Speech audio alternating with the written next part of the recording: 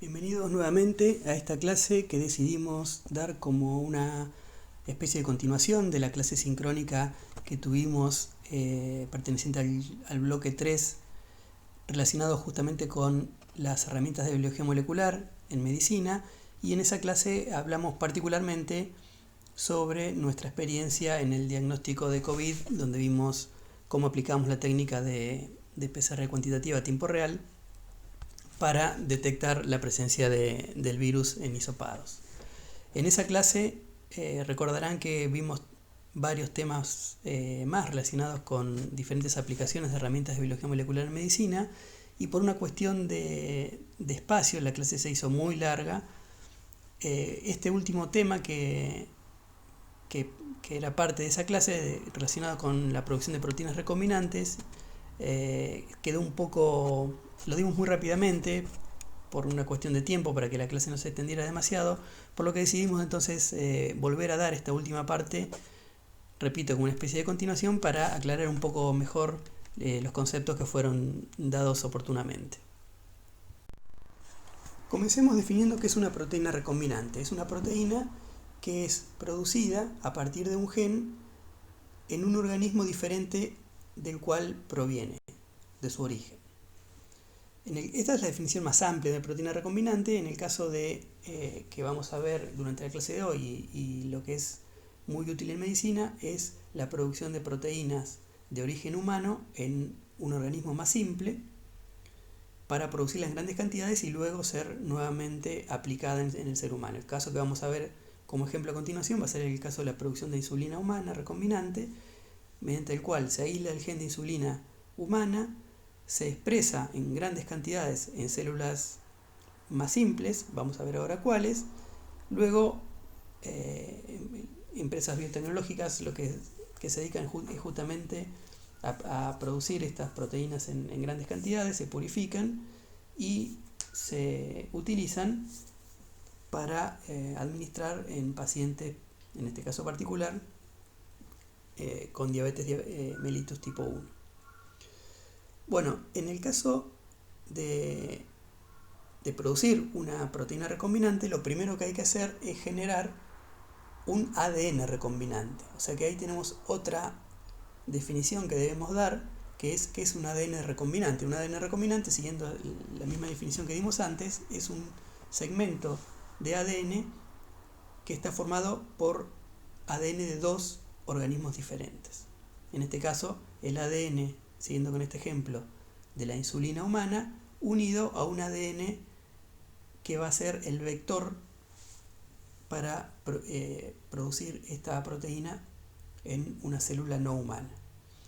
¿Qué tipo de células se utilizan para producir cantidades importantes de proteínas recombinantes? Bueno, tenemos acá 4 ejemplos con un orden creciente de complejidad. Son las bacterias, las levaduras, células de insectos o células de mamíferos.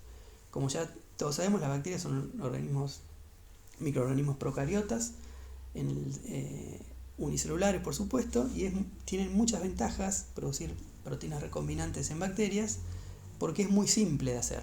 Las bacterias recepcionan muy bien, digamos, ADN foráneo en forma de vectores plasmídicos y utiliza la maquinaria de transcripción y traducción propia de la bacteria para transcribir y traducir el ADN recombinante que se le incorpora. Si no, tenemos las levaduras, que también son unicelulares, pero son ya eucariotas o células eucariotas más complejas como células de insectos o de mamíferos. ¿Cuál va a ser la elección de célula para producir proteína recombinante? Va a depender de la proteína a producir. Si queremos tener una proteína que es biológicamente activa solamente con su cadena polipeptídica plegada con estructura, por ejemplo, secundaria o terciaria, y no mucho más que eso, elegiríamos las bacterias porque, como les decía, son mucho más barato de producir, más simple y menos complejo.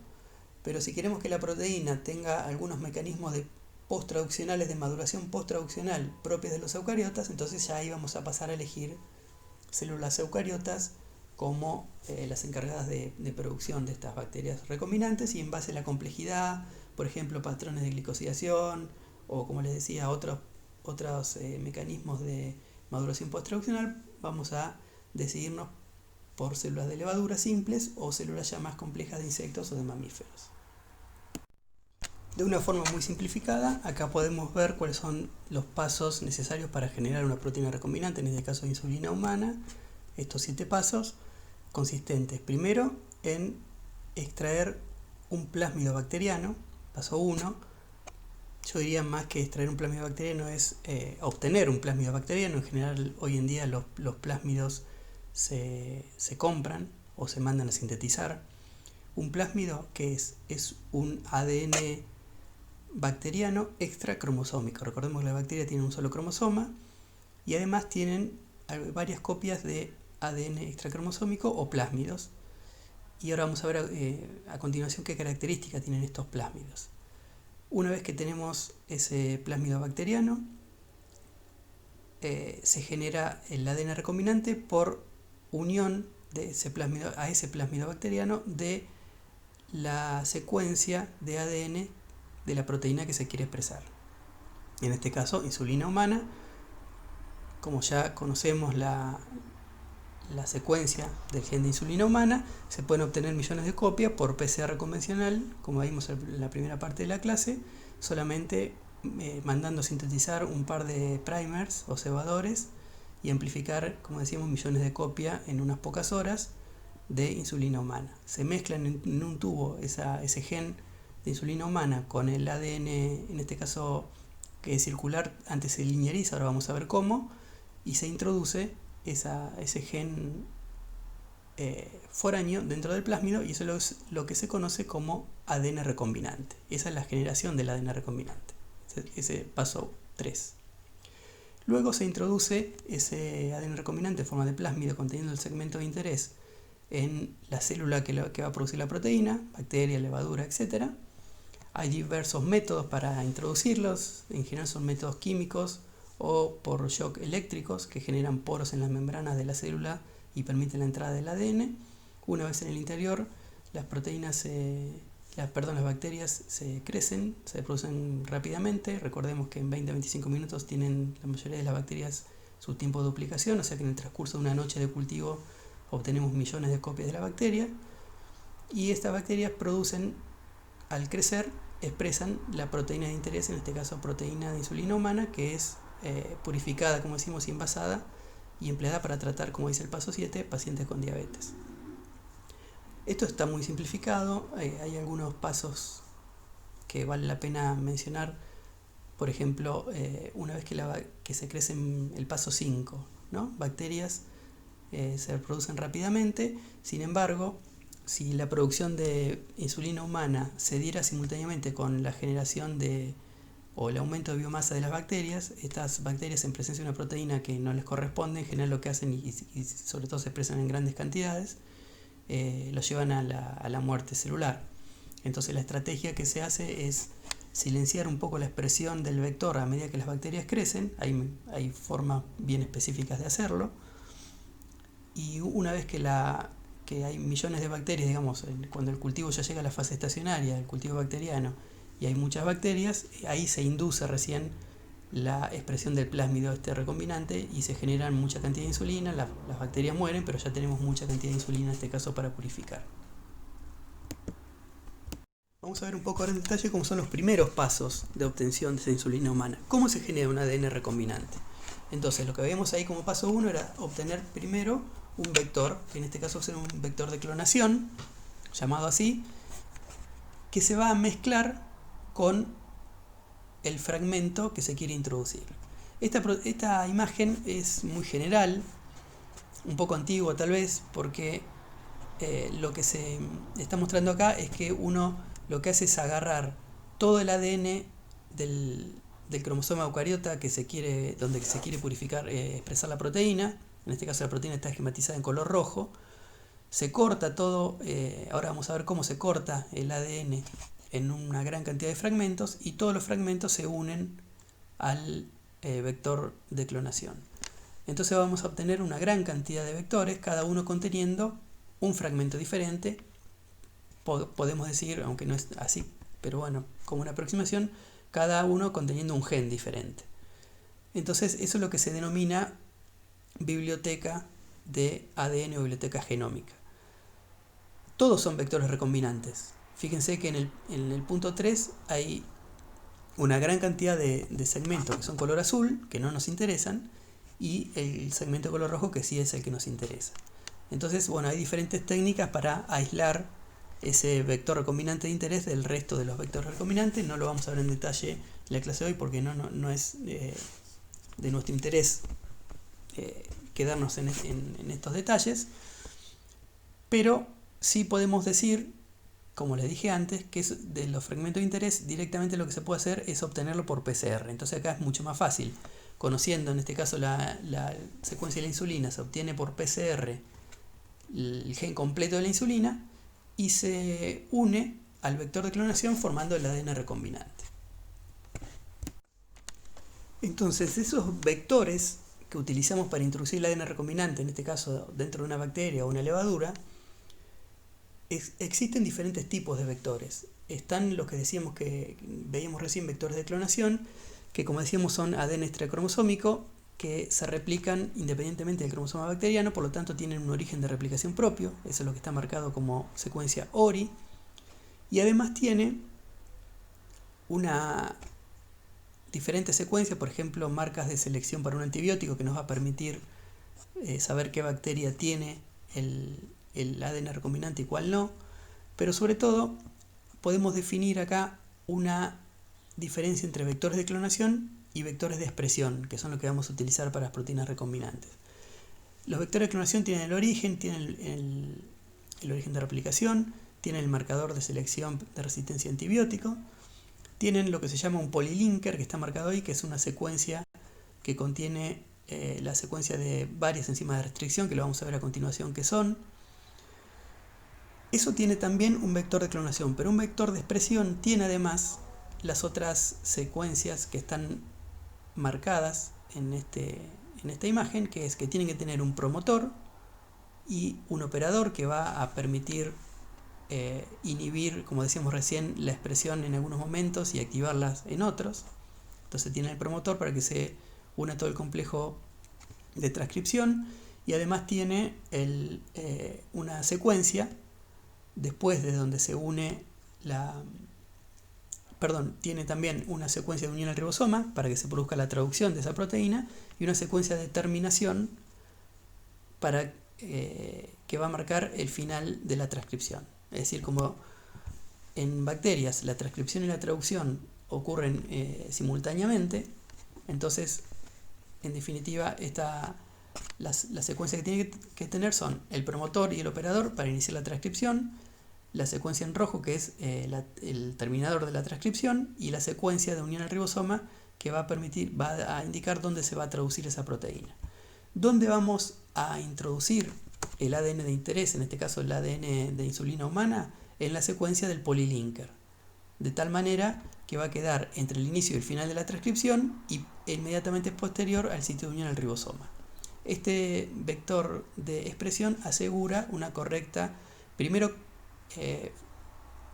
formación de varias cantidades del vector por parte de las bacterias mediante el origen de replicación y posteriormente una exitosa transcripción y traducción del gen que, repito, unimos en la región del polylinker. ¿Cómo se une un ADN recombinante, por ejemplo el gen de la insulina humana, en un plásmido bacteriano? Para eso se utilizan las endonucleasas de restricción o enzimas de restricción. Estas enzimas son enzimas bacterianas, todas, tienen un origen bacteriano.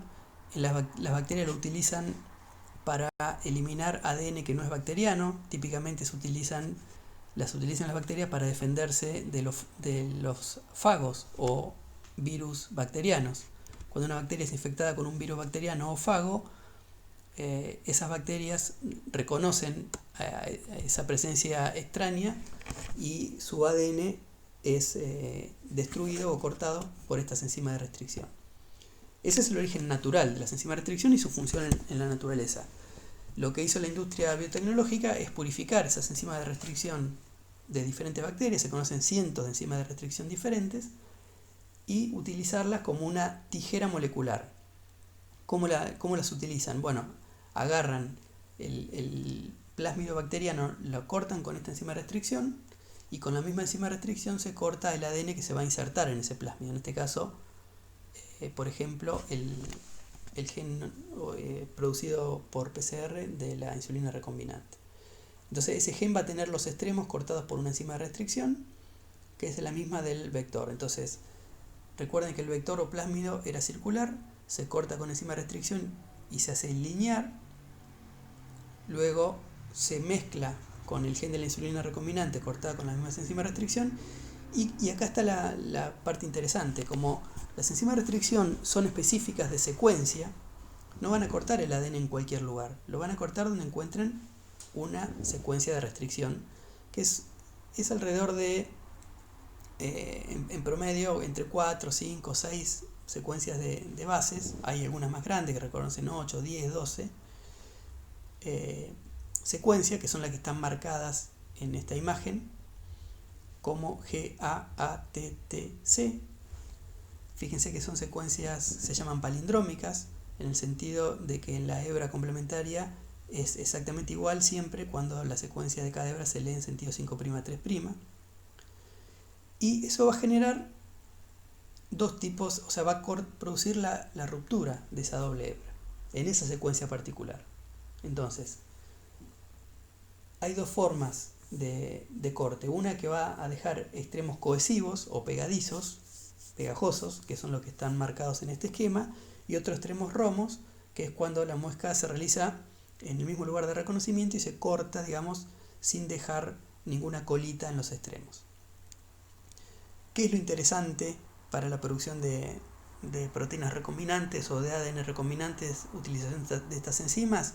Que uno, cortando tanto el ADN plasmídico bacteriano como el ADN eucariota que se quiere introducir con la misma enzima de restricción, y mezclando, por ejemplo, si dejó extremos cohesivos, inmediatamente esas bases por complementariedad, la eucariota con la procariota, se van a reconocer, y entonces se van a aparear formando un híbrido, y esa hibridización va a ser la que va a dar lugar a la formación del ADN recombinante.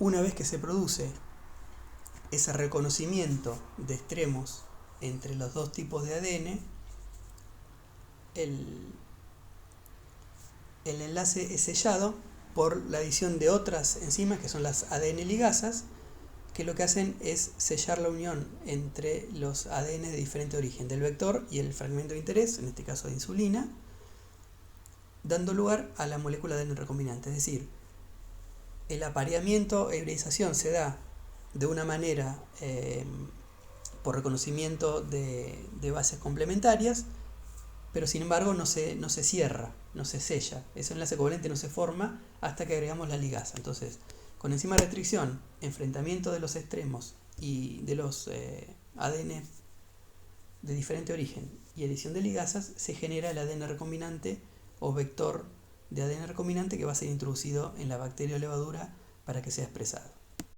Entonces, para resumir, primero se forma un ADN recombinante formado por en general un plásmido bacteriano que contiene la secuencia de un gen de interés a expresar, en este caso un gen humano.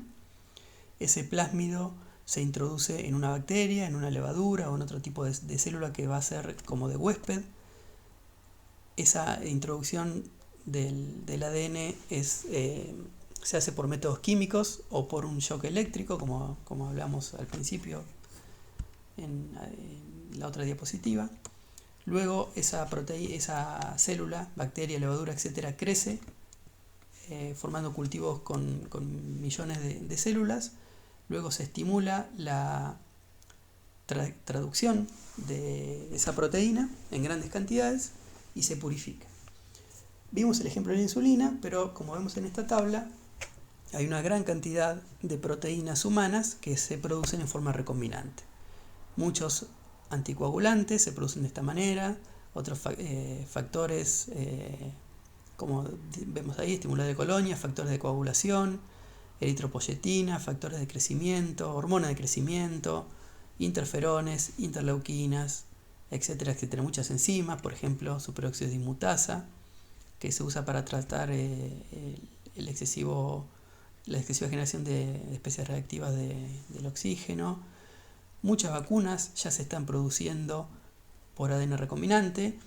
Y acá volvemos al tema inicial de tanta actualidad del coronavirus, porque la gran mayoría de las vacunas que se están produciendo a nivel mundial o que están ya en las últimas fases de experimentación son vacunas basadas en expresión de proteínas recombinantes también del virus.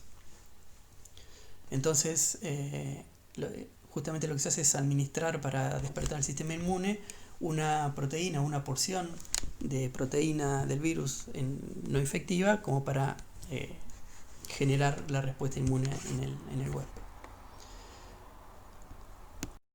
La bibliografía de esta última parte del bloque 3 recomendada es el Leninger y el Strayer. Y como dijimos ya durante la clase sincrónica de herramientas de biología molecular aplicadas a medicina, durante las clases de consulta vamos a ahondar o a especificar cualquiera de las técnicas que hayan quedado, donde le haya quedado alguna duda, así que nos volvemos a ver en esas clases de consulta.